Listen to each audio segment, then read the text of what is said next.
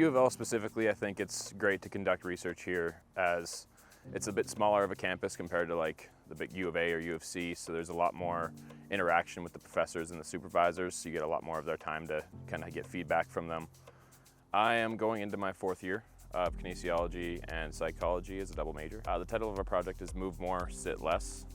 It's a research study basically on older adults who are 65 plus and trying to limit their sedentary or sitting time.